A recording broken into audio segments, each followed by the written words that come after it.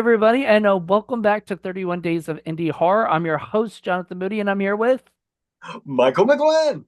Michael McGlynn is back. He was here last year, not last time. Last year I didn't do this, but the last year before then, I think 2022, I think I did, and I think you were on at least one of the episodes. You I know, believe um, so. at least maybe you were in two different seasons, but you're back. So he's also my co-host for Horror Film Lovers. So if you haven't checked that out, please do because we have a lot of fun and we can't wait to get back to that soon. But I figured let's talk about a movie, and I like what I always do is I go on Tubi and whatever's recommended to me, I check those first to see if maybe something in there. And I think this one just kept getting recommended to me. And I was like, Vampire Time Travelers. That sounds kind of cool. Like Back to the Future, but with vampires. That would be a cool no, no, that was not this movie. And so I actually thought about it. This would be a perfect indie film cafe episode. And I think we're gonna Paul, I, and somebody else will end up doing it at some point because it is sort of this weird ass movie, you know? And basically could you describe this? I don't.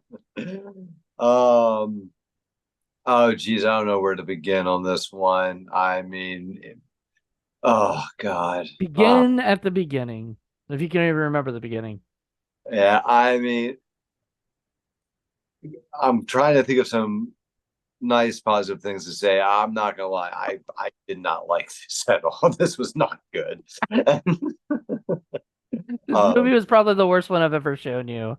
Like, and Yeah. then he closed that retrograde movie with Dolph Lundgren. Like, this is worse than that movie, you Oh. know? Oh. Oh. Yes. Easily. Easily. That movie was pretty bad, but this takes the cake on that one. I was happy when you kind of came on and we like this movie, and I'm like, oh, thank God, so it wasn't just me. Yeah, it was a quote unquote movie because I literally think this was just like made up at the on the spot for things, or whatever, and maybe with no actual script. I don't know. Or if they had a script, they had like a little bit of a script because really the movie's not even an hour long itself. It's got like I think like almost 5 minutes of credits in the beginning and then it goes into like and then it goes into the movie and does maybe about 50 something minutes of a movie and then it goes into credits at the end. So it said like 100 and it was like an hour and 5 minutes or something running time, but like I think it was like really only 55 minutes of total running time, which uh I mean, I think if I watched any more of it, I would throw my TV out the window. But so it did pick having a smaller running time is better, but I don't like dissing movies. You know me. I don't I like to. there, but I mean, when it's like you said, I agree with you. It was probably more or less than an hour, and I couldn't even finish it in one sitting. Like I literally walk away from it like about I think it was around the 38-minute marker. I was like, all right, I can't anymore. Like I gotta stop. And I think the very next night I went back to finish what I started and stuff, and thinking like, well, I'm a little bit more desensitized to it now, so I could probably take the second half and like a lot easier with a lot more stride. And no, Uh, I mean, it didn't change. It stayed the same weird ass. Like, okay, so the director of it was in a movie called Vampire Sorority House or something like that, or Sorority House Vampires, something like that. I was like, that's the title of this movie, basically. That's what this movie was, a sorority house that gets taken over by vampires. Vampires. I don't know. They were trying so hard to be funny too. There's a couple jokes I actually kind of giggled at, and other than that, I was like, "This is terrible." Like I didn't mind the whole she couldn't turn into a bat, so she kept messing up and everything, and kept like she turned into a cat, then a hat, then a I forgot what the last, and then at one point it looked like piece of crap or something. So I don't know. Like it was But terrible. those god awful puns, like, and you know me, you know my humor. You know I love some pretty bad puns, but these were like it's kind of like to give you an idea too. I was gonna tell you about this too. Like I thought the movie was so awful, and just like what you said, because I'm the same way too. It's like, oh, I really don't want to crap on this. Like, maybe I'm being just too harsh on this movie. So I actually reached out to a couple of my other friends who all actually like indie like stuff of all different walks of life. And I told my point of view on it. I was like, but do me a favor. I want you to go watch this if you would for me, and tell me if I'm being too harsh on the film. And they almost all came back and told me, saying they're like, yeah, Mike, we saw the film. We Did you don't watch think, the whole thing? yeah, they did. Like, and they were like, Mike, we don't think you were harsh enough on this film. Okay, so the people who made this movie don't get mad at our whatever we're gonna say because we gave you more. Apparently, we gave you more to be people to check out and everything. And I always tell people, I mean, because like you and I are saying this stuff or whatever, and you say that your friends didn't really like it either, but that doesn't mean that like somebody else might not like, might like or might not like it. I don't know. This might be somebody's taste, Oh yeah, Um, the director and writer absolutely loves it. probably. I'd hope so. I would hope so. That's all I would say. Um, And it actually kind of made me sad because when I was watching it, I started looking up people on IMDb that are involved and other things, and I realized like the guys had worked with like in a movie that John McBride acted in it.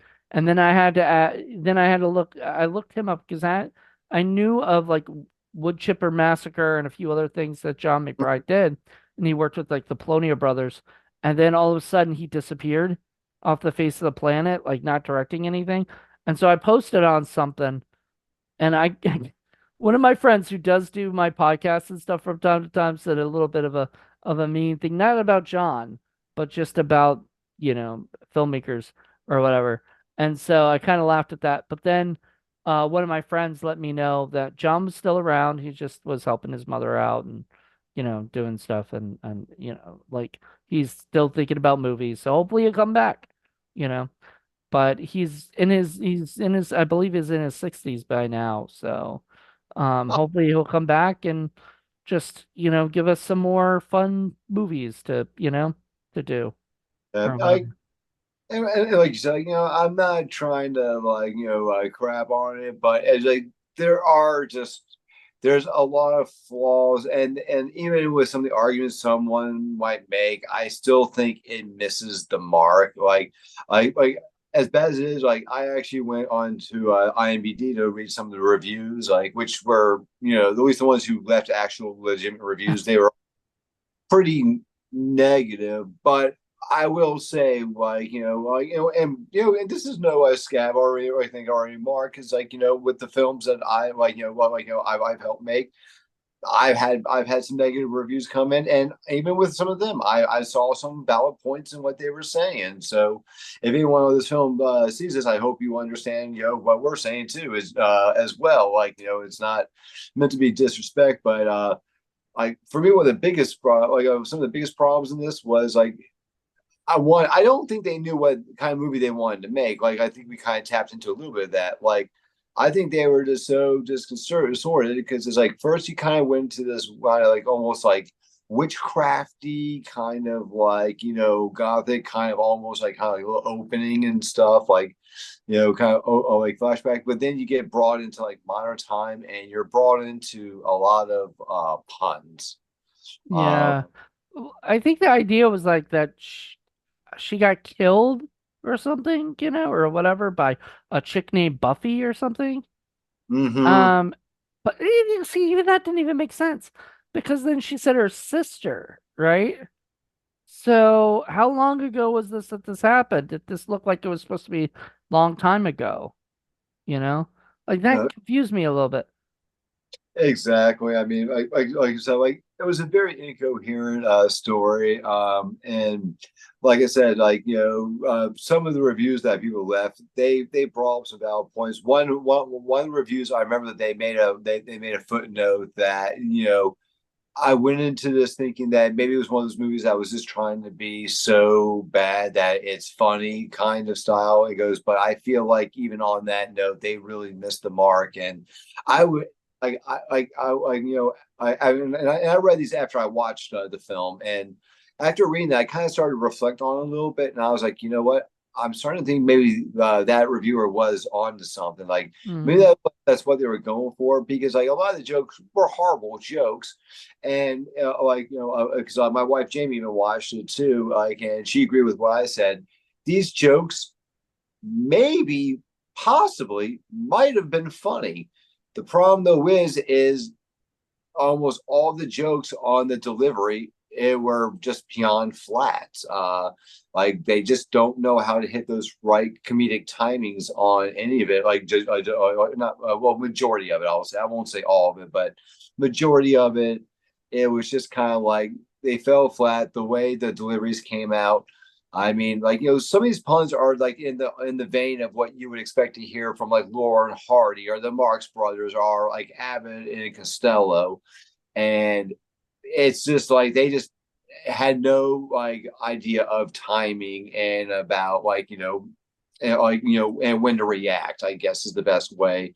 um and that's why I kind of tend to agree with them. I was like, I think they were trying to maybe go that route, but even trying to achieve that, I don't think they really did. Like it overall, I just didn't think it was a very good movie at all. Like, and it wasn't even that it was so bad; it was good. It was just a bad There- movie. My favorite joke in the movie itself, like not gag, but joke, was when the girl said, I keep, I can't turn into a bat. I can't, it's hit or miss. I can only turn into a bat 25% of the time. And the other girl, the talking voice or whatever, I don't know, it's supposed to be your sister or something, said, oh, that's a terrible batting average, or something like that. I thought that was kind of funny. Those Oh yeah, batting average, like that made me giggle.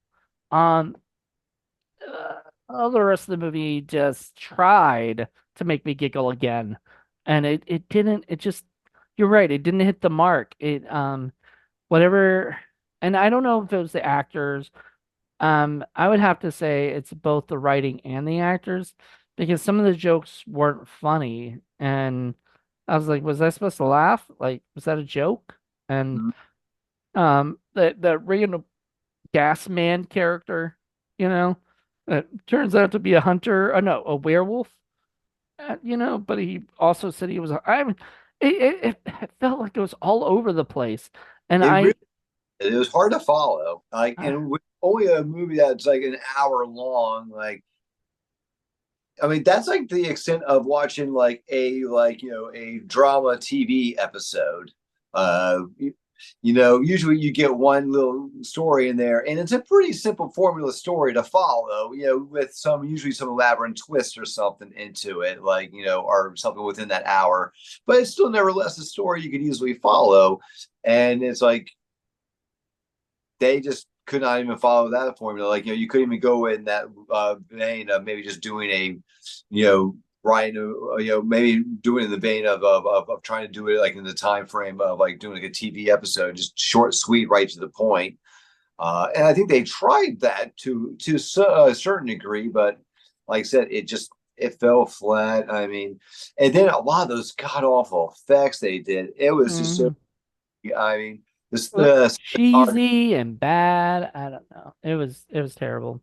I I, mean, like all those constant like whoa whoa whoa, like with the cameras and those sound effects like the wow wow wow wow. And it's like pretty much all the sound effects like when we were kids, like when you were like if you were like 13 years or younger, then you might have actually enjoyed it. But once you were over the age of Maybe 13, that was and their goal, you know. I mean, to think about it, there wasn't much like there wasn't any nudity. Mm-mm. It looked like there was going to be, you know, but there wasn't. There wasn't any like sexual stuff really, like nothing like that. I don't really remember it having much cursing, you know? Like it didn't stand out to be like people cursing every, 24/7. So it seemed like it was more like they were trying to go for like a PG-13, comedy that little kids would watch and think, this is funny, whoop whoop whoop. I like that stuff, and but but this was made was in 1998. Today, this would not be like kids would be like bored by this in a second. This would be turned off, I think, in my opinion. Honestly, if we didn't have this podcast to do it on, and I came across it, I don't think I would have given that thing more than 3 minutes before I would have turned it off. You're not the first person that said this about the movies I picked this 31 Days of NDR. And it's not like I mean, I don't know. Like most of these things are blind picks. I have no idea. Sometimes they're gold, sometimes they're shit. And I can't really, I have no control over that because I just pick what looks good. And that's the thing. Like you look at this picture, you would think, oh shit, hot girls together, vampires, like total bait and switch. why Total bait. not? And the time travel thing is a bait and switch too, because Yeah, they did it, not time travel to the end of the movie and they barely time traveled. yeah, Like, like she's dead now. She's resurrected like all these years. That's not really time travel. That's more like you were dead and you've been sleeping. revived. Yeah. Or something. I think there was a time machine, like the book had some kind of things where she could go back in time, but it didn't well explain any of that stuff. I just I was really bummed. Because what I expected was time vampires traveling through time, um, you know, to different areas and killing people. Like that's the movie I wanted. What I got was whatever this was, which was not that. Like it was not even the exact opposite of that. Like it just wasn't it wasn't fun. And that to me is a big no-no in this like stuff, Like you got to make it fun, especially if you're gonna have a wacky ass name like Vampire Time Travelers. Like if you're gonna have a name like that, it's gotta be fun. Yeah. Like I said, that art was definitely a bait and switch. I mean, it would almost be like you find something that has like the Friday the 13th kind of like box art on it. So you go to rent it, and you pop it in. It's a movie like Camp Nowhere or something. You're like, what the hell? Well, Camp Nowhere is still a more fun movie than this movie. I love Camp oh, Nowhere, yeah, you know. yeah. No, please. Anyone who watches, I'm not knocking on Camp No, Nowhere. but yeah, what you're saying is a bait and switch because it's not Yeah, exactly what you actually rented. It's the exact opposite of what you actually rented. And yeah, exactly. I pretty much think like this was, you know, I thought I don't usually call for nudity, right? Like I don't because you got porn on the internet. Like to me, it's not a big deal to have it's not a big deal to have breasts in movies these days. Like I'm like I can just Google that, if I really want it. You know what I mean? I know it's a staple of horror, but but I was looking for nudity in this movie. Something to like interest me because this movie was so boring. And like you said, if I hadn't been reviewing it, I definitely would have turned it off about probably 5 minutes in. I would have just been because I have ADHD anyway, so it's hard for me to like just you know um pay With attention. honestly, like I know I'll probably sound a little chauvinistic when I say this, but honestly, like throwing in some nude scenes in that film probably would have helped out a little. I mean, Something would give you something more to like go. Ooh, that was at least they have that. You know, this movie really didn't have much, and that was a bummer, man. because Yeah. like what a waste of a title. You know, I feel like I want to make a movie now called Vampire Time Travelers, and actually make it be about vampires time traveling. You know, and if they get mad and try to sue me, I'd be like, look, you know, what did you make? You didn't make the same story I'm making, you know, just the But same uh, title. there is a very, very big, huge positive to this movie, though, that I did walk away from. That Okay. if any of my friends or anyone ever reached out to me, like, I really thought about maybe being a film director and stuff, and trying to make my own film, but I'm just afraid it's going to really suck really bad. And I'm not sure if I really want to take that leap. I'm going to tell them to watch this film, and I'm willing to bet you 9 times out of 10 they're going to go off and make their film. This inspires people to make better movies, hopefully. Watch, man. Um, The director's going to come across as watching, and God, we're going to get the nastiest DMs. I don't care. I'm not friends with the director as far as I know. And he was the actor. He was in the movie. Did you know that? Oh yeah, I had a hunch too when I was watching because like I said, I like to scroll through IMDb and everything like when I was watching stuff. Like and I saw the director, I was like, I want to bet this guy's in here somewhere. And when I saw like that no answer guy, I was like, that just seems like someone that was just inserted in because they wanted to be in there because it really was out of place. And I was even like, I bet you that's probably someone like it's Yeah, either A, the director, or it's someone who's got the same last name as the director, which means he's related to the director. Then, yep, sure enough, it was the director. I'm like, it yeah, I was the figured. director. So like, you know, his character was this like record producer, I guess, you know, who doesn't take calls, doesn't. I'm like, how do you do business? Like, if you're because he was making, I mean, the joke was, oh, I'm always, you know, I say I'm out, but look, I'm not out, I'm in. You know, people say I'm talking on a, you know, the secretary says I'm on a business in a business meeting. Oh, look, there's nobody here.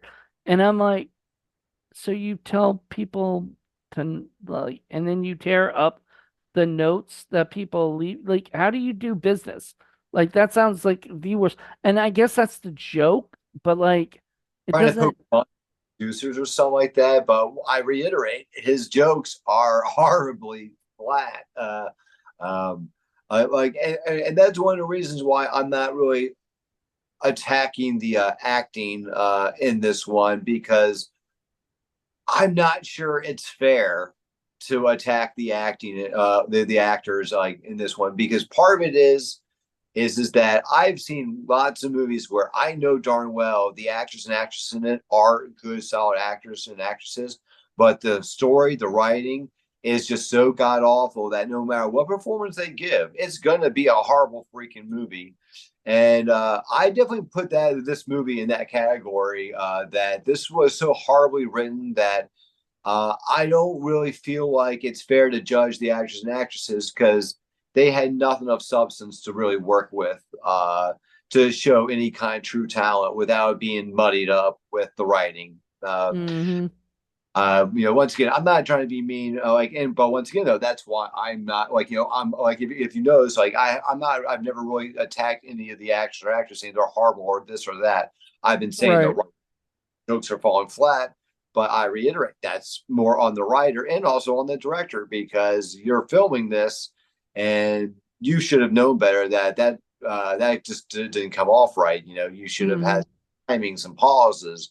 You know, try to add a little something to it, and above all, proofread what it is that you wrote and make sure it actually you believe it's coherent and not just coherent in your mind. And hand off your piece off to some of your friends to read, and or better yet, find people who probably wouldn't give you favorable ones because they're going to be honest with you, and they're not going to be yes men like oh, this is great, this was great, this was fabulous, because probably like you had people internally tell them the same thing about this. And unfortunately, I think he would have benefited more from people like more like you and me, like where like, look, you have some good ideas in this movie. Like there is a premise buried beneath here that it could be a fun premise to dig into, but Hmm. I reiterate, like I said, like you muddy the waters so bad that no one really knows what's going on, and not only that, because of the writing, nobody really cares at that point either. It's like you kind of lost them on two notes. The writing's not really tracking, and the story is very incoherent. It's like there's no reason to continue, and you know, and like when you have misleading art like that, and then you see what you're really getting, you're like you kind of do feel like it's a bait and switch. Like if I was like if I rented this, I would have been pretty upset. I mean, yeah, if you spent money on it. Yeah, that's what I meant by rented. Yeah, if you spend money on it, um, though I don't know. I was looking on eBay trying to find a DVD of this, and I can't even find one. So I don't know if they even put this on DVD. Um, kind of wouldn't be surprised if they didn't. The camera guy in it is a director as well. And he's done some really bad movies too. Dennis Devine. Um, he is known for like movies like Vampire Club, Vampires of Sorority Row. S- This seems to be like that seems to be a theme in a lot of these things is vampires and sororities or whatever, you know. Obviously, Uh has a nation with vampires. he did Alice in Murderland, which I kind of wanted to see. Vamps in the City. I have the movie Don't Look in the Cellar. I did not know he did that, so that's awesome. And I really want to see Curse. I think I do I own it? I might have bought this, but there's a movie called Curse of the Pirate Death, and I really want to see that at some point. Um it's got this guy Brandel Malone that's been in a lot of cheesy B movies back in the day as Blackbeard. So and back then he was a big guy, so it'd be a really fun big big Blackbeard. Um, but yeah, you don't see Blackbeard as a big guy, so that would be funny. But yeah, that guy did he directed a few other movies, but the director of Vampire Time Travelers, he's only directed a couple movies. He was not a I guess this wasn't really he did more acting, I think, than directing. Yeah, he did 13 acting credits and 7 directing credits. Oh God, his next movie that's coming out in 2024, supposedly. I don't know if it's in development or it says coming soon, August 20th, 2024. So by the time this is out, it'll hopefully already be out. It's called I Know What You Did in English Class.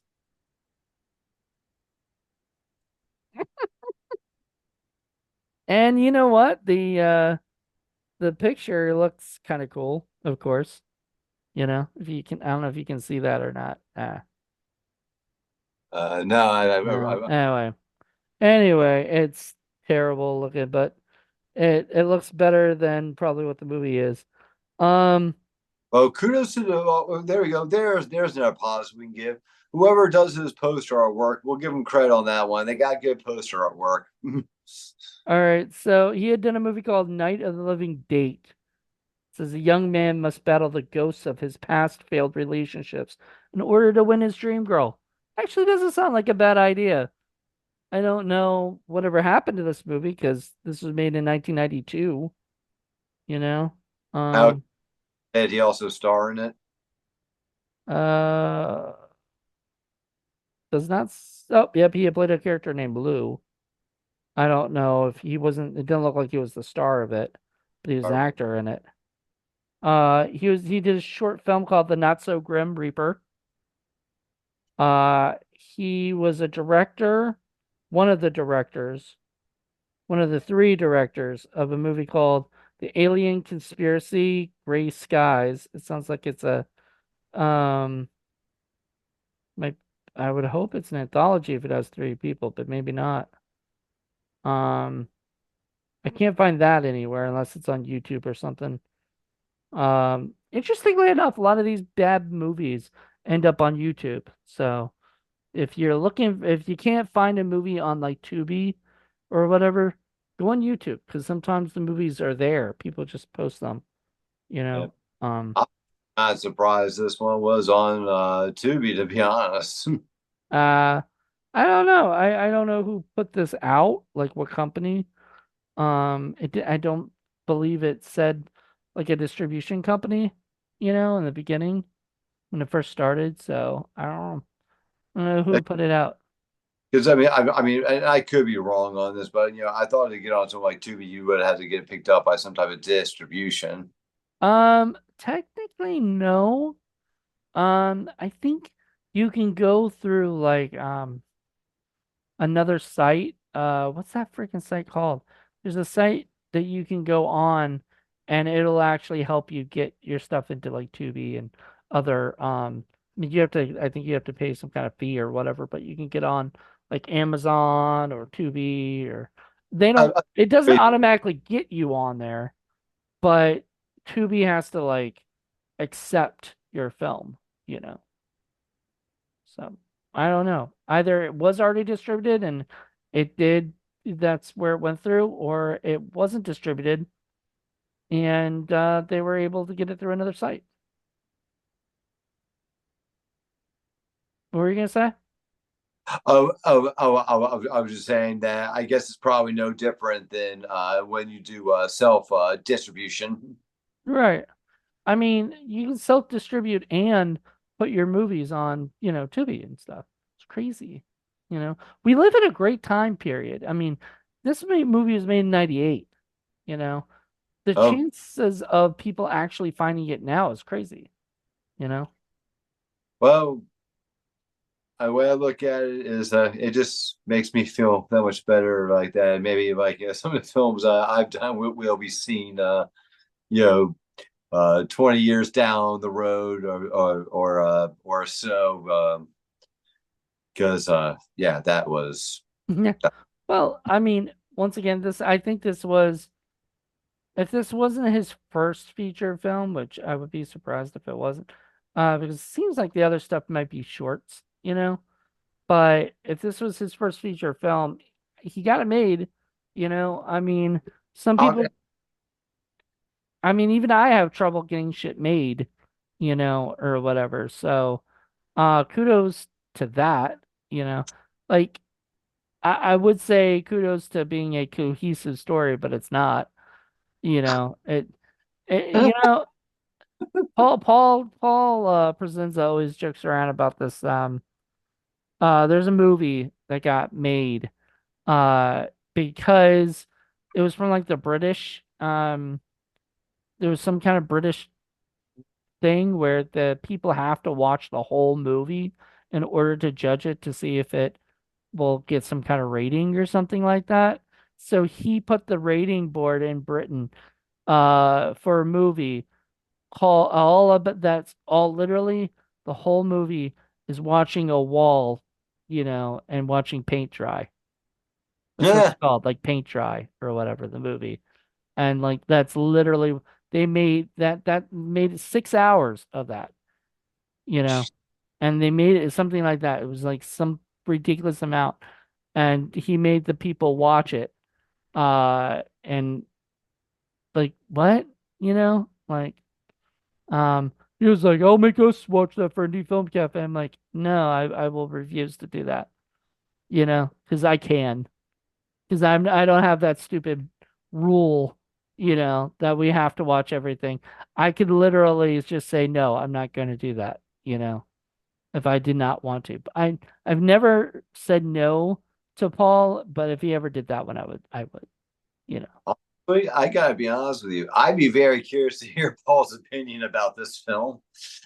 I think we're gonna do it for Indie Film Cafe. It's not gonna have a really nice score though, Oh, on the well, Steakometer, but it is something like, every now and then I find one on here and I'm like, I watch it and I'm like, fuck, this would have been good for Indie Film Cafe, and this was one of them.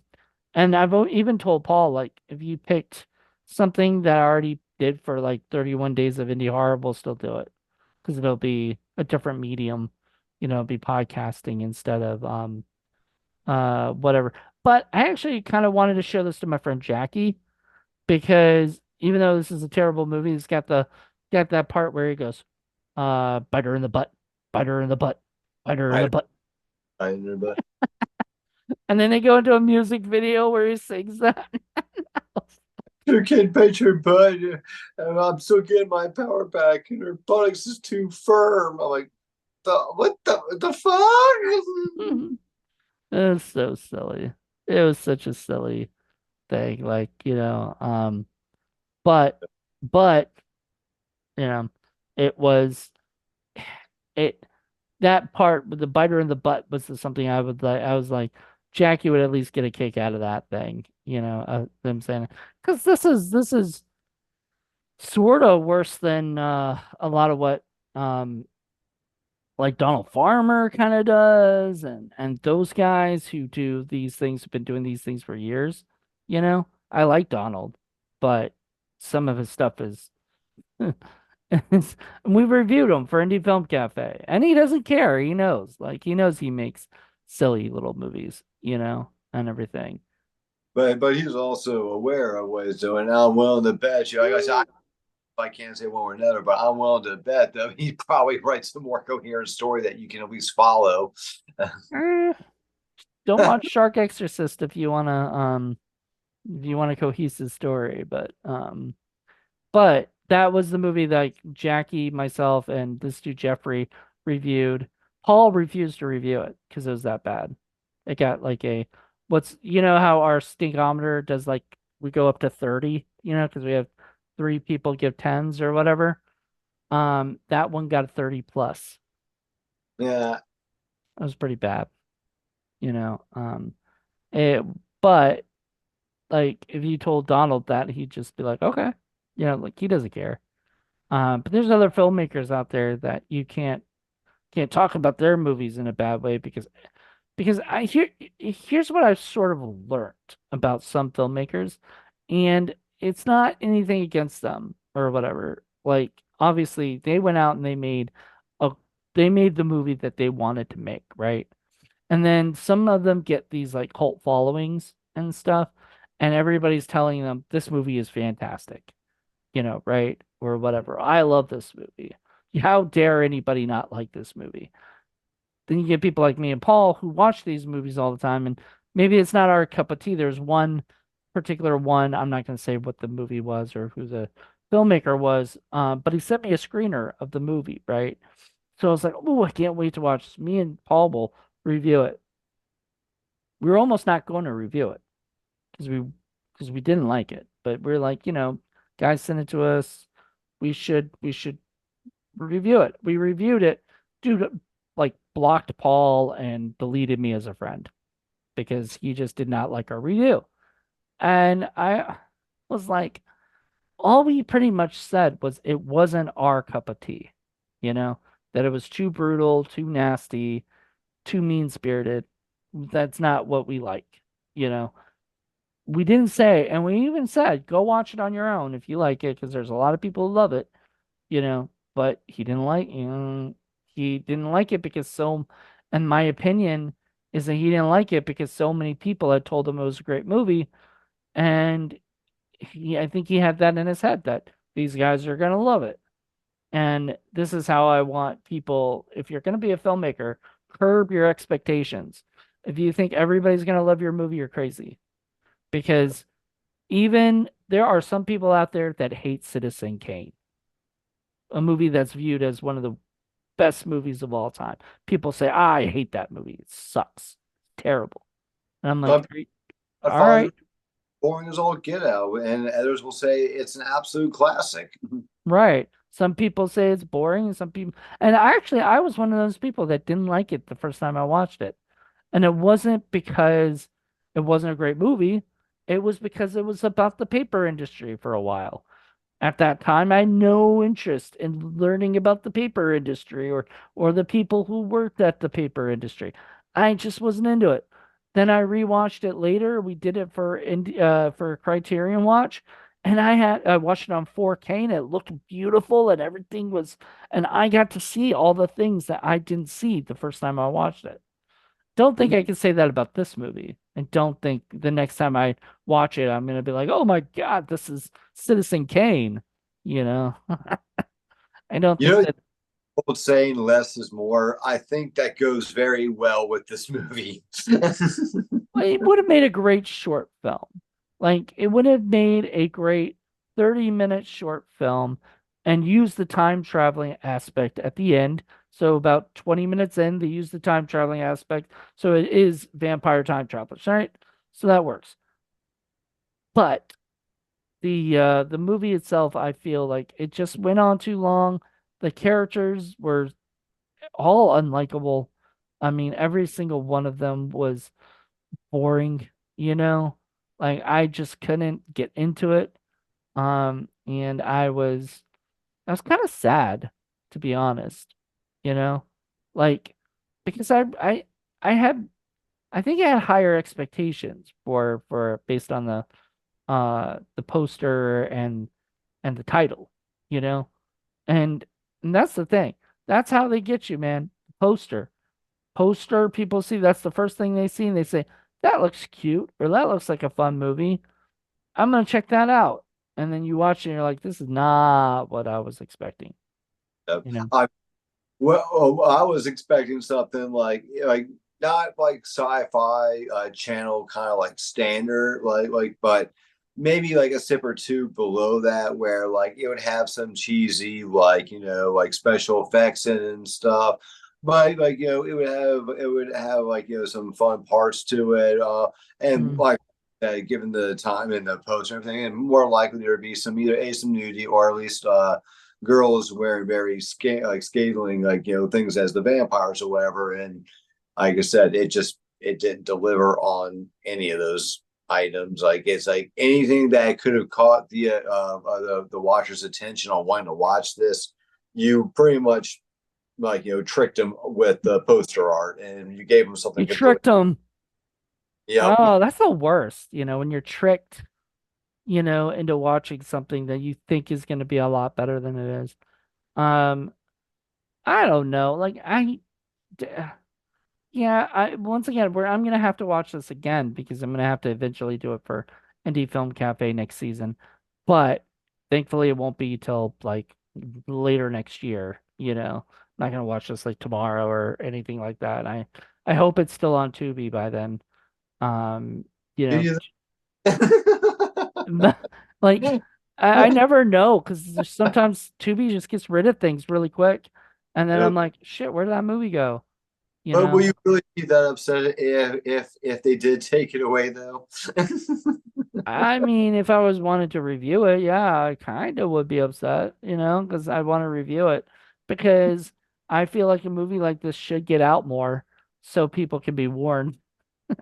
And I can hear Paul's like, because maybe Paul will say something, but most likely, no, I don't think so. I don't think you'll enjoy this. I really hope not, 'cause it's pretty bad, you know. Um, Yeah. I mean, but that we've reviewed. I definitely think this is probably the worst one in the bunch. yeah, this is definitely one of the worst movies that I've showed you. Because I'm trying to think of the ones that I showed you and stuff like not the horror film lovers ones because those are all pretty decent movies supposedly, or whatever. But like let me see what I got you for. I wish I need to write those down, write all the people who did what, 'Cause I know I did one with you. Did I do Countryside with you? I don't think we did Countryside. Not? Okay. All right, hold on. Um, yeah, we did do Countryside. Oh, did Okay, so that was the movie. Remember the girl got her foot stuck in the bear trap and everything out in the woods? She was like there with her boyfriend or something, and then stuff happened. I'm drawing a blank all of a sudden.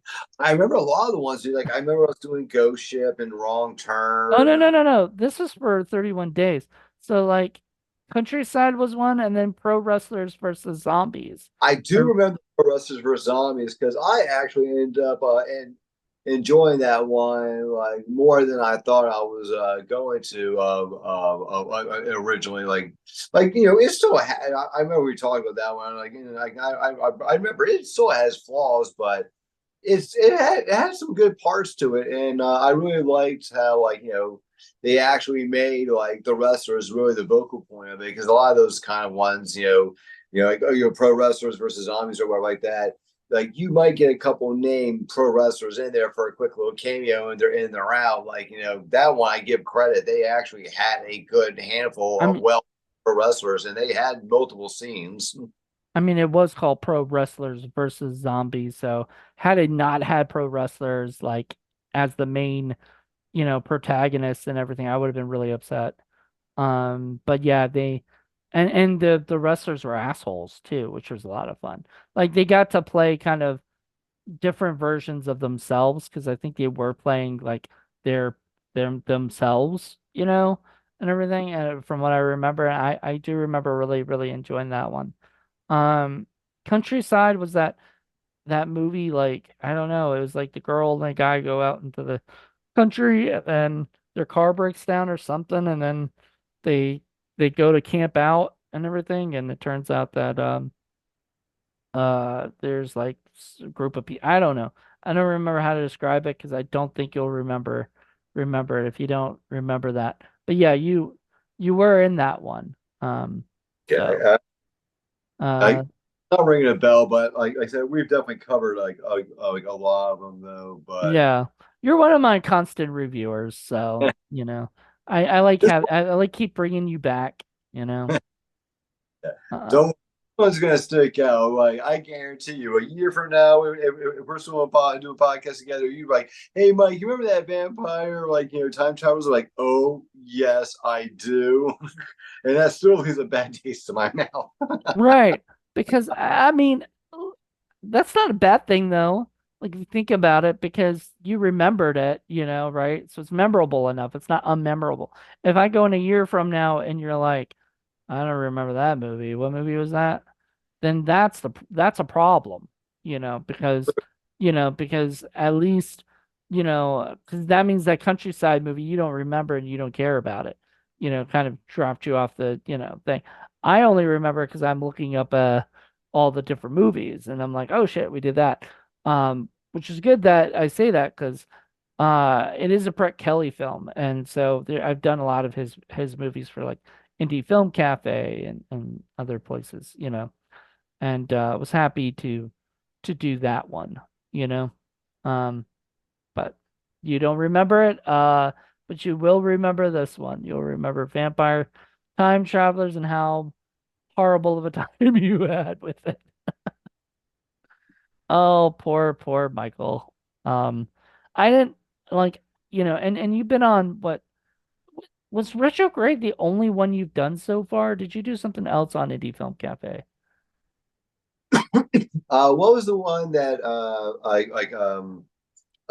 I came on to join you and Madeline?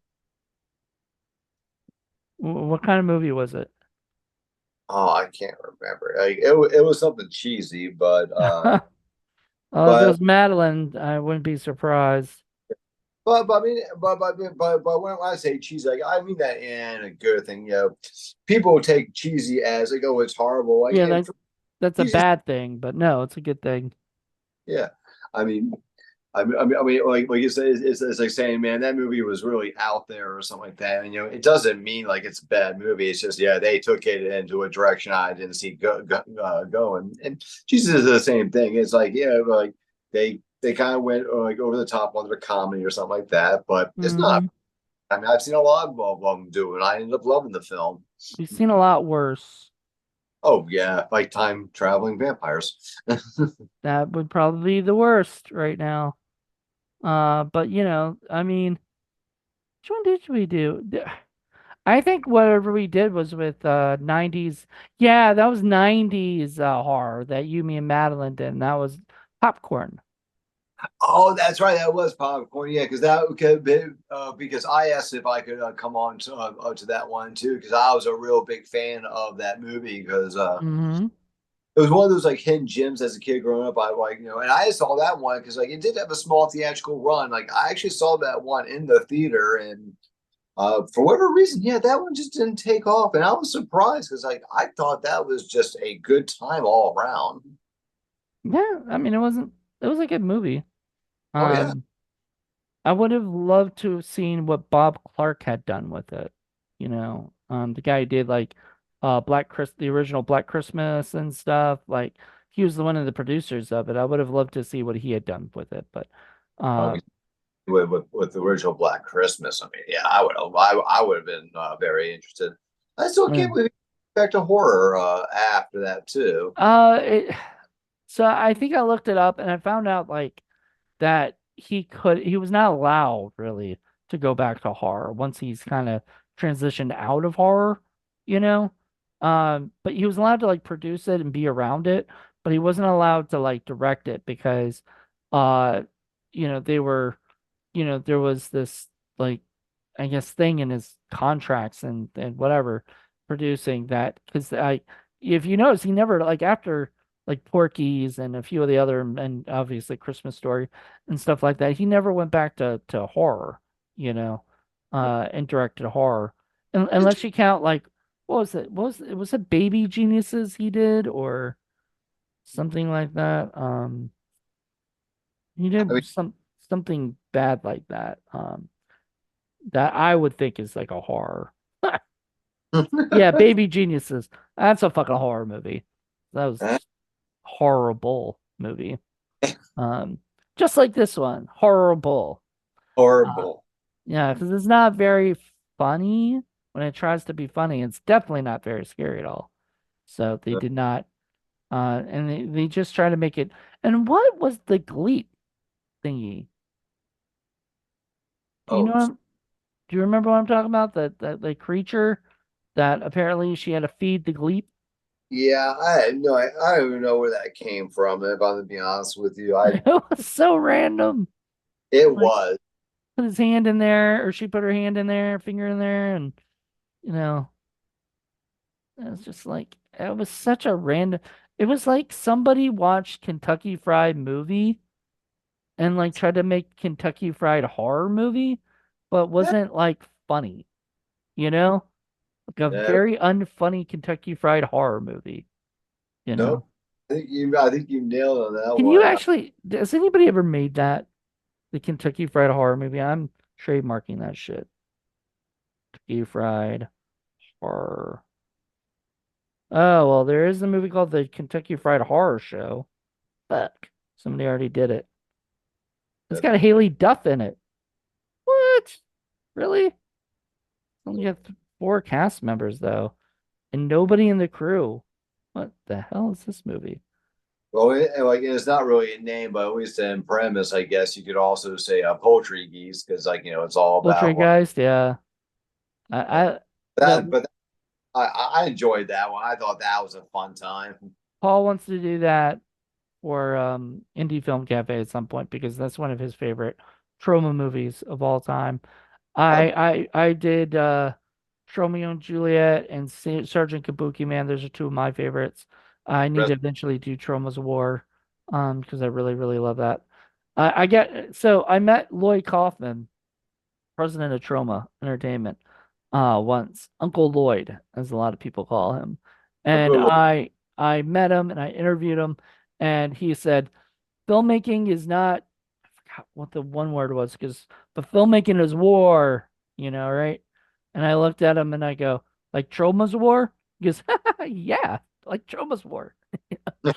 And I loved his like he went from this like very serious, like I'm having this very serious discussion to I get what you're saying there, buddy. You know, I love his personality.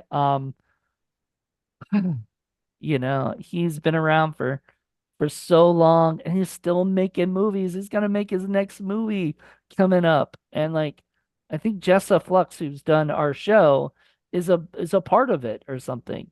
She got cast in that film, I think, if I'm correct. Um, so good for her. And good for Lloyd to continue to direct, movies for us to enjoy, you know. I mean, when a friend of mine said that that the directors are in their 60s and this is a young man's game, I was very surprised about that because I was like, no, there's a lot of horror filmmakers that are well above their 60s that are still making movies. Oh You know, yeah, hell, I look at Steven Spielberg, not even a horror, but look at him. He's still yeah. making movies and they're great, you know. I mean, Wes Craven was making movies all the way up until until he passed away. I mean, I would say John Carpenter, but the last movie he made was like 15 years ago or something. And like, I think, like, The Ward, I think, was like 2009, if I'm correct. And that was pretty bad. Like, it wasn't his worst movie. I would say Ghost of Mars is his worst movie. Everybody loves that movie sometimes. When I say that, it's my opinion. Whatever. A lot of people love that movie. So, whatever. Some people say Escape from LA is his worst movie. I would say The Ward is probably up there as like just a bad, boring movie, you know? Like doesn't have that John Carpenter-ness to it. And a lot of that might have been his old age at that time and just not giving a F, about his movies anymore. So I don't think he really done like he did it. Like he made enough hits. He made more hits than most people will ever get a chance to make, you know? I and, mean, and a lot of cult classics too. I mean, you know that what I'm well, saying? Like never. I count those as the hits, like The Fog, Halloween, The Thing, Prince of Darkness, They Live. I mean, I could keep going because there's still more that he's done that is truly amazing. And I feel like some people never even get one good hit, you know. I'll be lucky if I ever get a hit, you know. I'll be very happy about that, but I'm not holding my breath anytime soon because I'm just like, I'm 42 years old, man. If I haven't made it yet, you know, um, probably never will, But You you never never, know. you never know. I'll keep that in mind. You'll never know. Samuel Um, L. Jackson get his break until his 50s. Hey, look, and I'm gonna say that about this director for vampire, time travelers. Then what is it? I Know What You Did in English Class or whatever. Maybe that'll be a hit. Maybe that'll be a cult hit. I really hope so. I don't I ever like to like bash on filmmakers. I don't. This is not why I did this show. oh no, but you know, with that being said, though, there's like, hey, a good effort, good try, and then there's, did you even know what you were trying to make to begin with?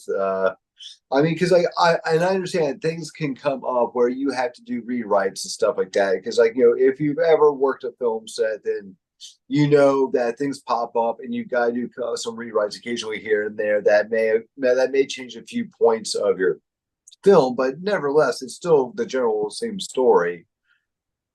I have a hard time believing that was the case with them, and that was just Mm, because that story was just so incoherent and yeah. so in so many different directions. I think it was one of those cases where like he was just having a lot of different ideas and a lot of different directions, and he thought they were all great ideas and thought the best thing to do was just put all those great ideas into the same movie and Mm-hmm. just it just didn't pan out well. I mean, the videography style was definitely kind of amateurish, but that was for that time. He could like, Editing, he did the editing. The editing was awful. yeah. Editing was like all over the place. The cuts were just, I felt like you don't need to cut there. Why'd you cut there? There's just so much of that. And to me, I just was kind of appalled by a lot of that stuff, like this should have been better, you know. I mean, this could have been better, but I think they slacked on it. And when if somebody comes, a lot of times people say, just go pick up a camera and go start making your own movie. anytime somebody says that to me, I'm gonna point them to this movie and say, that's what this person did. Yeah. That's not what I want to do. I want to rise above that, you know? Having guidance, having direction, like having a clear pathway are really great key things to have when making a film. Right. And I feel like people think because, and because we have to stick together and we have to support one another and we have to blah blah blah. And as indie filmmakers, we can't be fighting against each other and saying critical stuff about each other. That's bullshit. I agree. Real friends, people who really care about each other will tell somebody if they think something sucks, you know, because there's a filmmaker out there. I'm not gonna say his name. I'm sure you might know who he is, and if you know me, you know who he is. Has He blocked me on Facebook because I was on his page just pointing out that his cover of his poster was wrong in what it was saying, you know? And he did not like that. He wanted every single person to praise him, to love him, to basically suck his dick. And that's it, and stuff and enjoy it, and shit. And that's what they do on his page. Everybody's so supportive of him. Oh, I love you. I can't wait to be in your next movie. And I'm like, Exactly. that's it, right? Like those are the actors who are sucking on his teeth so that they can get a role in his movie because his movie will get made, it'll get distributed or whatever. But it'll suck, you know, because he doesn't listen to anybody. Everybody tells him don't do this, don't do that. He doesn't listen. He thinks he knows it all. He's fine. He has a style, right? And that's what this guy kind of feels like on this. Now, I could be wrong. Maybe he, because he did that other movie with those other two other guys, but aside from that, he hadn't really done anything in a while.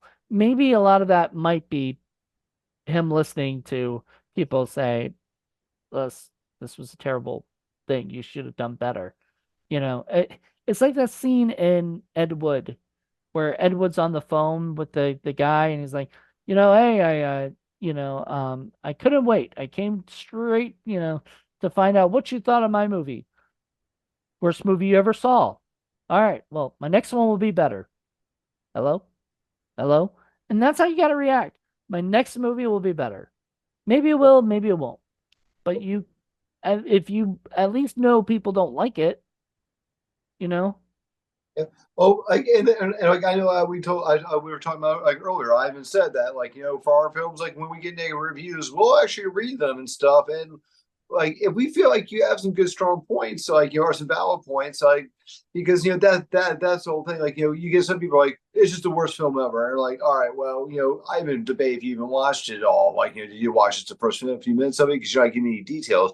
But then there are others who will come in and be like, well, I wasn't a big fan. I didn't like this. How this was done, or this was done. Even if we don't agree with them, we will at least respect their opinion because one, they sat down obviously and watched the movie because they brought up so many key points and all these different points about the movie that were like, all right, well, this guy obviously or this person obviously watched our movie, so I mean, you know. And like I said, and even on some of his points, we may or may not agree with him, but there have been times when some people like have said things because oh well, and we're like, yeah, okay, we get that. Like one of our films, one of the biggest complaints we got was that it was too long. It shouldn't have been this long, and we're like, yeah, we could have cut it down more if we wanted to, but we really liked the cut. We really enjoyed like the final product of it, and we didn't really want to cut any more out of it. We were very happy, and we had a great time making it, and Yeah. it did story. It was just still a fun, coherent story, and I know others liked it. So I knew, like like you said, not everyone's going to like your film. You're going to get people who say it was good, and people who say I didn't care for it or it's not my bag. Yep. So To when this one, I think my I think I told you about this, but when Scary Story Slumber Party came out, uh, people were like, there's this like one reviewer that told me he didn't like this, he didn't like that, right? And then he was like, you should go you know, reshoot that short film and put this in it. And I'm like, what? You gonna give me money to go reshoot this?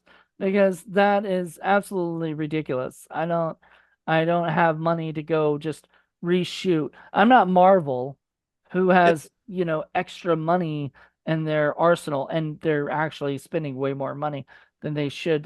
Captain America, New Br Brave New World apparently had so many issues in the uh what is it, test screen, that they went out and reshot different stuff or fixed things. They can do that, and they listen to the audience. So kudos to Marvel for doing that. Like, they listen to the audience and realize, okay, we don't want this to bomb, right? Like, let's fix this. Um, but we just don't have that as an indie filmmaker. If somebody said that to you, you laugh because, like, if somebody were like, I didn't like Bloody Summer Camp. I want, you to reshoot it, reshoot the scenes with such and such an actor, or whatever, and cast somebody else in that role. Well, too bad. Like, you get what you get. Like, you can't, and if you didn't like it and you didn't like that actor, then that's fine. I mean, obviously, you know, um, you and Dave were happy with it, and so were the cast and crew, so, like, when somebody is there saying this stuff, I'm not telling the guy he should reshoot anything in this movie. I'm saying it's what it's done is done. Hopefully your next movie will be a better movie. And if it's not, it's not. Like, some people are great at filmmaking and some people are not so great at filmmaking. Some people are so bad at filmmaking, that's what that's how they get paid, is Neil Breen, for example. He doesn't give a fuck. He's still going to make his movies his way, Mhm. regardless of what people say and how bad people say it is or whatever. But he loves it and we love watching them, you know, because they are pretty bad, but we love, that's Well, I love indie films. Indie films are not held down to the restraints that the big studios are usually down to. Like your movie has to have this, your movie has to have that. We don't want you putting this in the movie. We want you to take that and put that in there. Like on indie, it's pretty much you get to put in what you want to put in. And mm, anything change is either done by either your own hand or be because you had a hiccup on set and you had to do a last minute rewrite, which it happens. And all you can hope for is that when those times happen, you have a contingency plan in place, and you hope that it doesn't hinder what your original vision was mhm, badly. right. But and once the movie's out, it's out. It can't be put back in the can, you know?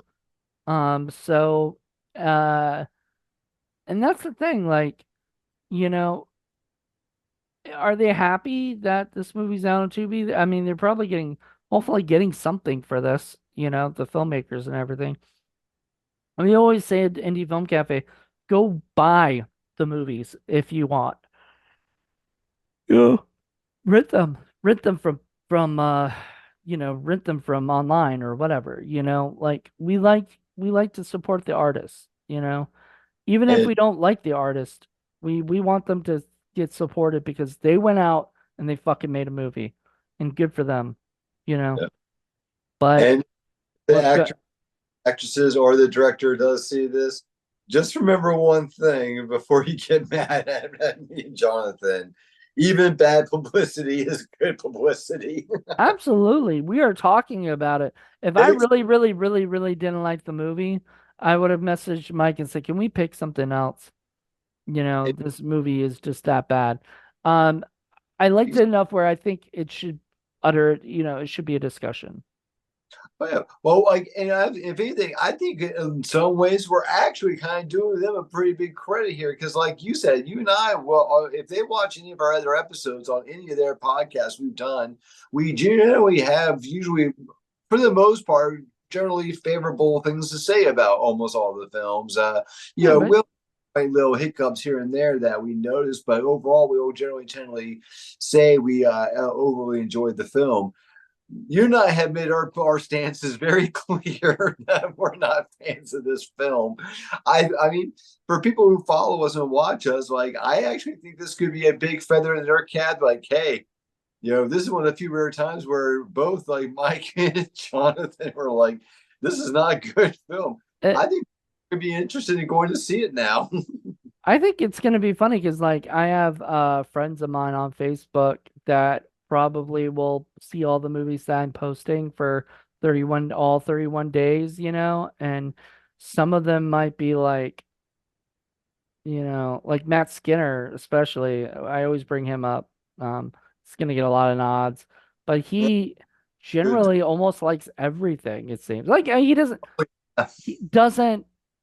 he doesn't like, but he knows when something's bad and still fun. And he will tell you if he doesn't like something, like he doesn't like Skinamarink, and he'll tell you that he hates that movie so badly. Uh, but he then will like, like if he watches something, he usually gives them credit for making the movie and getting it out and doing it. And I give him credit for that because that I think still to the fact that they finished this movie did get made, and had a beginning, a middle, and an end. Well, it felt more like a beginning and an end, but with like kind of like the middle was, I mean, not really, there was no real structure. Like there was no save the cat beat sheet structure, or anything. Like, by page 5 of or minute 5 of the movie, there was no theme stated, or anything like that. It wasn't that well structured, but it was a movie, like it at the end of the day, they went out and they made a movie. So for that, I think that's awesome. But was it a good movie? No. It was still a movie. It just wasn't a very good one, in my opinion. And you know what? If you liked this movie, if you liked Vampire Time Travelers, and we are completely the exact opposite of what you think, please tell us. Let us know. If you thought it was hilarious but please don't be part of the cast and crew and tell us that because there's a big difference between cast and crew telling us that and like a random Joe Schmo. Like you said, there were reviews on what IMDb you saw. Yeah, I mean, like the ones who actually wrote in reviews on IMDb, most of them were not favorable reviews. Most of them were pretty negative and stuff. But like I said, one of them actually did, well, I felt like kind of hit the head on the nail where like he pretty much would just said that like they just did not they just had no idea what they wanted to be and it shows and stuff and like he mentioned about the jokes too and stuff and that's why I even mentioned like like I'm not going to rag on the talent because it's not fair to rag on the talent because like I said before like I have seen it, like plenty of movies where I know the talent is good, and I'm also talking about big budget studios too, where I know darn well, like no, these are actors and actresses of high caliber, but if they're giving garbage to work with, you can only expect them to do so much with it. If the story is all broken and incoherent, like it's going to make their acting look shoddy, even though they're not like bad. Right. Like because there are tons of you act into the big actors and actresses like out there in Hollywood. Almost all of them have that one movie that they just hope no one ever brings up again. Like that did back in the day. Like oh God, please don't ever bring that up again. You know, I remember hearing like on Zombie Geddon, the movie Zombie Geddon. There was behind the scenes, and the producer of it didn't get a chance to meet Tom Savini when he was in the movie and everything. But so, like a year later or so, he was at a convention, and he had the movie in his hand, and he wanted to get Tom Savini to sign it, right? And he brings it up to Tom Savini, and Tom Savini goes, "Oh, I forgot I worked on this piece of shit." And he's like, I'm the producer of the movie.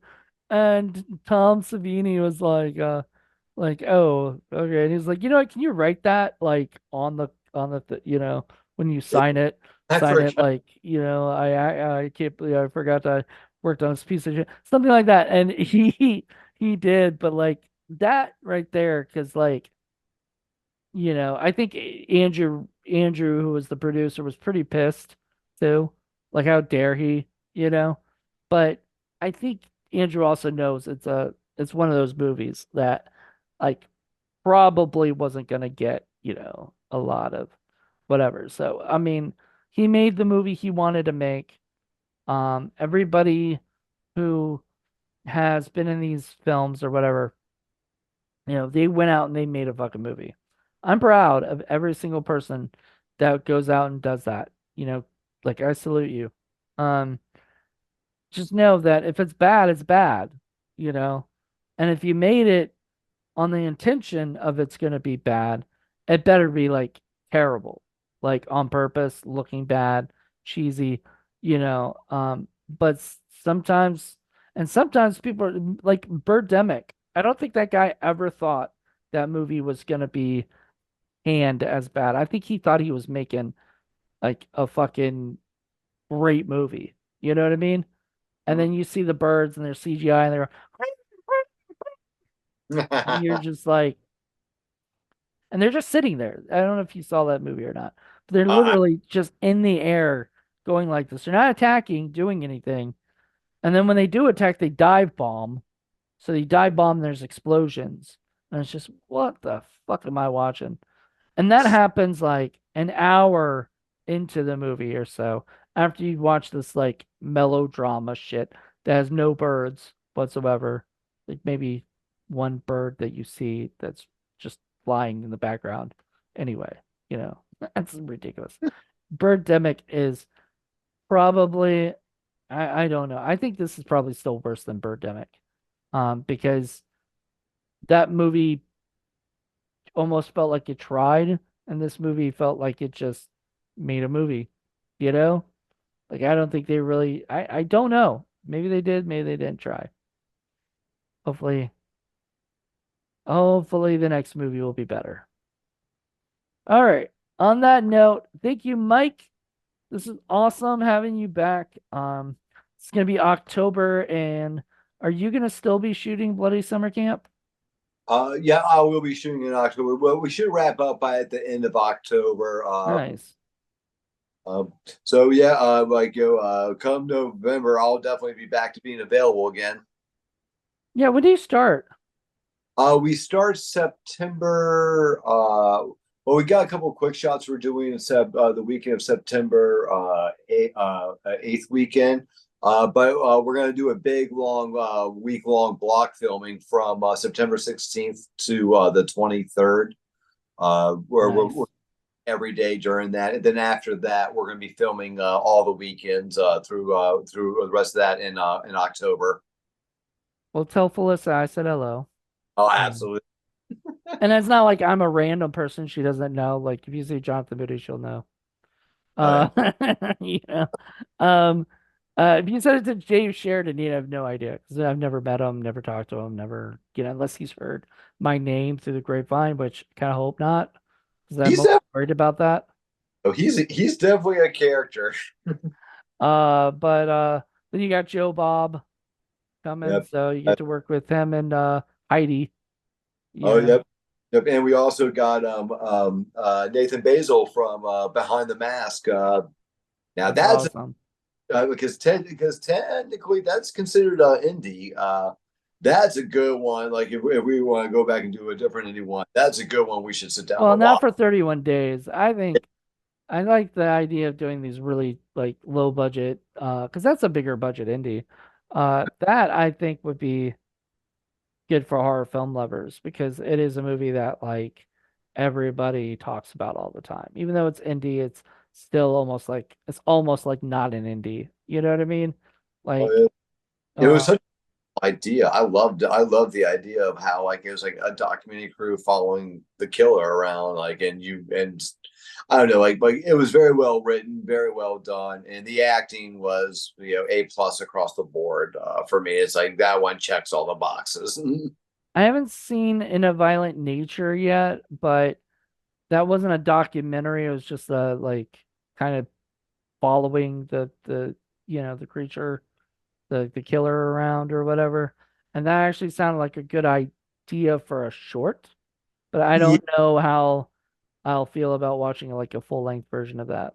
You know, sounds kind of boring to me, honestly. Because got like what? going on. I mean, like a good example would be I never hike it alone in the woods. Like the way they handled that and that where like the main focus of that wasn't in the kills, it was in the intensity of the chase. Something that was a big thing in the early Friday the 13th movies. So uh the writer and director of that, I give him a lot of props, but not only that, I give him also props too that when you focus on that kind of angle, that is something that if you don't do it right, it's real easy to mess it up and make it just feel like it just drags and it just gets so boring. And the way he did it, the pacing he did for that was very well done. And for me, it kept me like very much like intent and interested. Like like I didn't want to turn away. I want to know what happened next. I was like, is he going to get him now? Is he going to get him now? Is he going to get him now? Like, and something that where that was one of the big focal points of the whole thing. Like I said, like it was very well done and similar to like Man Behind the Mask. Even like it's just like is it your slasher horror? Yeah, but it's something different though too. Like it's not Yeah, like and I'm tired of the same old slasher, you know. exactly nothing wrong with those, but I like when someone can go outside the box of what the norm is and make something that not only makes you think, but but gives you like hey, that is a great way to like re-enter that genre that same genre without it feeling like it like you said kind of like a bit like generic. Mm, Right. Like when a movie goes above and beyond what the normal call for it would be, right? Like mm, generally speaking, a horror film, a slasher, would generally be about a bunch of kids who go out to a cabin or whatever and just get slaughtered one by one, right? And you have to make that interesting, especially if you do like a Friday the 13th. I'm bitter with all Friday the 13th fan films that get made now because when I tried to make one back in 2013, try to make a Crystal Lake TV series, like web series, and everything. And I was doing Indiegogo for it because everybody else seemed to be doing Indiegogo for it, and it seemed fine. And I had interest from like Adrian King and Ari Lehman and a bunch of other people to act in it. And bam, got a cease and desist order from Crystal Lake Entertainment. uh, And I was like, well, and so people are like, well, you can make it now. And I'm like, no, I got cease and desist from them. I'm never gonna touch that again. Like, I didn't, and I was so sad I got it because this is not how I wanted Sean Cunningham and the Crystal Lake people to see me first, like, oh, that Jonathan Moody guy, oh, he tried to make a fan film of us, but we shut that shit down. He ain't allowed to work, you know what I mean? Like, I would rather it be where they're calling me and saying, hey, would you like to direct the next Friday the 13th movie? And I'd be uh, like, yeah, I'd love to. well, and also, I mean, like and once again, like I'm not crapping on fan made films or anything like that. But the fact of the matter is that they are fan made films. They can only go to certain places, and they have to be free to watch. And the bigger problem is now is that in the beginning you had like a few here and a few there, which kind of made it kind of special. Now it's like if you look up like Friday the 13th fan made films on YouTube, you're gonna find hundreds and thousands of Halloween, Nightmare on Elm Street, all of them, like I'm Scream, all those movies get like a million fan films, and they're also most of them are so boring because they just think like inside the box, they think what everybody else is thinking, they want to play it safe, and you can't play it safe if you're going to do a fan film because like my idea originally, and I'll say it now because I'm never making it, and I think somebody else sort of made similar stuff, But my idea was having Tommy Jarvis hook up with Tina, and they, teamed up together to take down Jason, right? At Crystal Lake. Tommy is like the new camp counselor there, and he finds Tina, and he knows she has all that power to like throw people around and everything. I wasn't gonna get, Tom Matthews or anybody like that.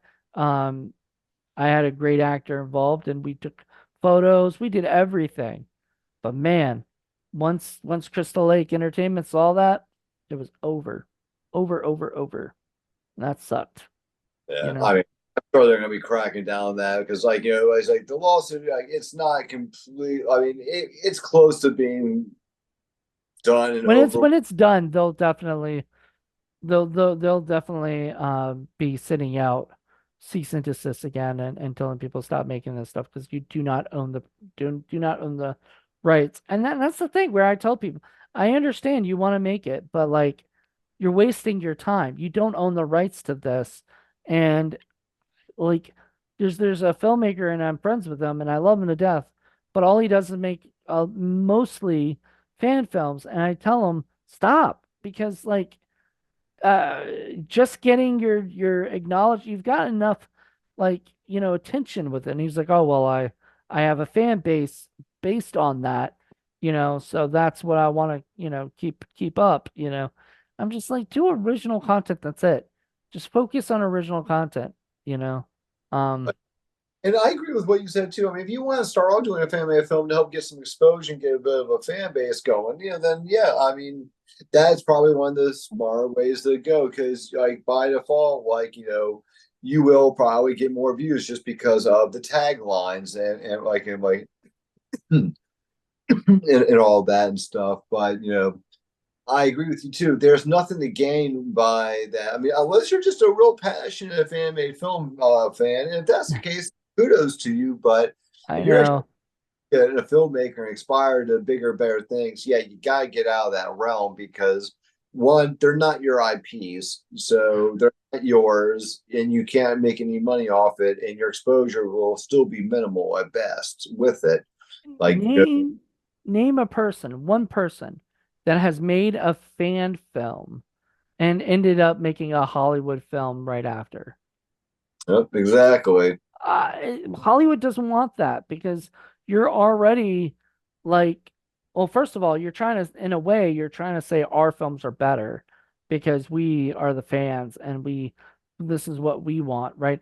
But then you look at somebody like Ryan Reynolds who just did Deadpool and Wolverine, and Ryan Reynolds was a fan, right? And he went out and he shot something like a little fan thing for him playing Deadpool, got leaked, and eventually he got to make Deadpool. But he was a fucking star. Like he was a he I mean he still is a fucking star. He's a huge star. And he was a huge star then, and he said, basically, look, I want to play Deadpool. And studios are gonna go, yeah, I okay, if you want to play Deadpool, let's make this work, you know? You know what I Yeah. mean? Like, it's Yeah. ridiculous. Oh yeah, well, and he had a strong passion for it too. Because I mean, I've heard of all the snafus and all the fights he got in with Disney about changes he wanted to make and the characters that they wanted him to insert into his movie. And he goes, "No, no, that's not what I had in mind. This is not the story I'm writing. Like, and these characters don't fit into the story that I am writing here, so I'm not putting them in." And then You he know, put great characters into the movie that did work for it. I don't know if you've seen it yet or not. I won't spoil yeah, anything. but I also get his stance too, because like I mean, from what I understand too, they were just trying to get him.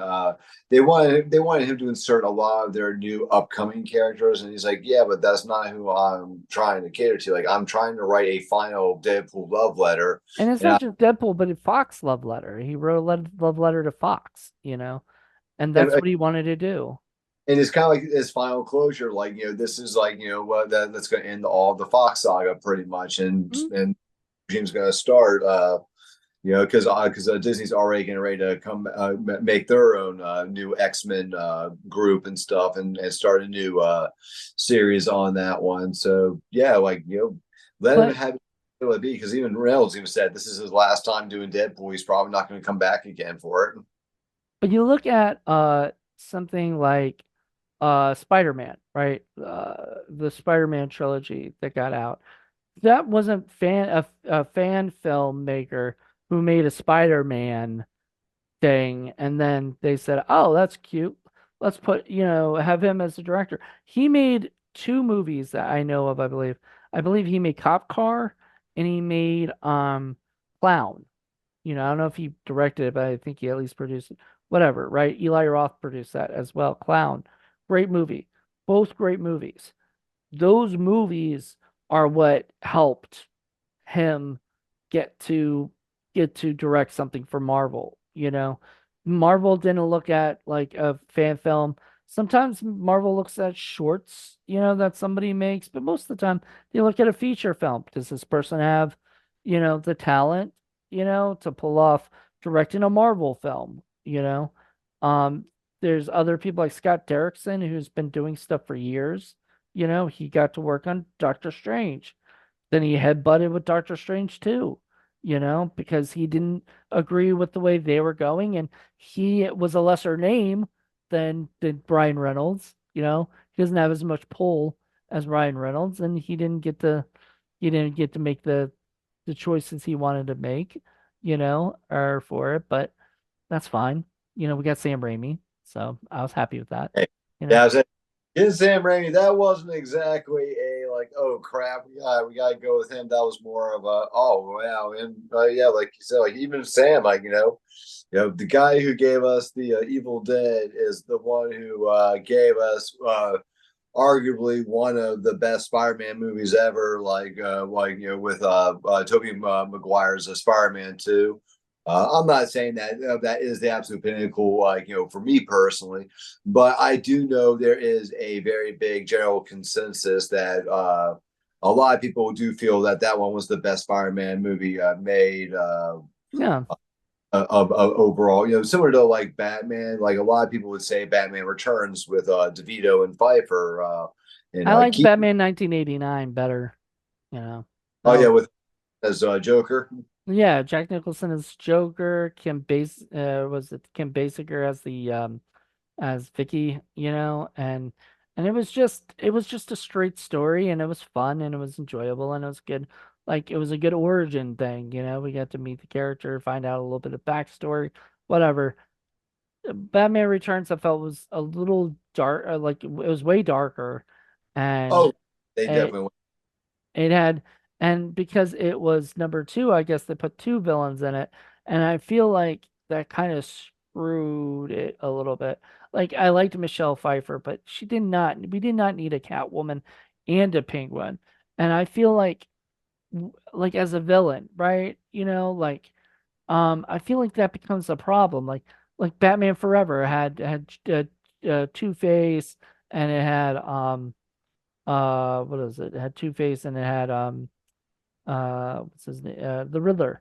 And I feel like after a while it's just too much, and stuff. We need to focus on one maybe. That's why I like a lot of the Marvel stuff, the villain is usually just one villain, maybe he has people around him or she has people around her, but like it's one villain, and so they should stick with it.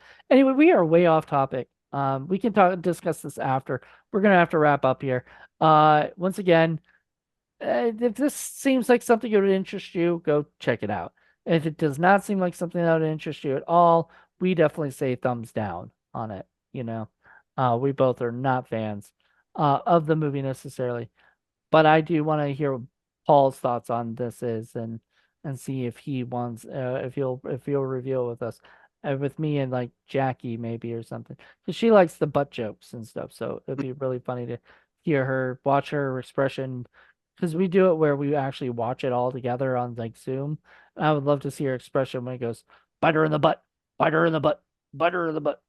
So that's the only thing. Like those are the only things I could take away from it. I'm just picturing Paul like in the corners, like, what the freak am I watching?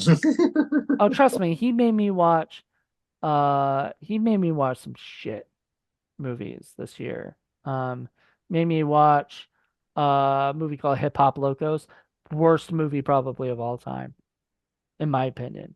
Just You didn't worst. like Locos? Hip Hop Locos. Yeah, you didn't like that film? Did you watch it? Oh, it's one of my favorites. Oh, shut up.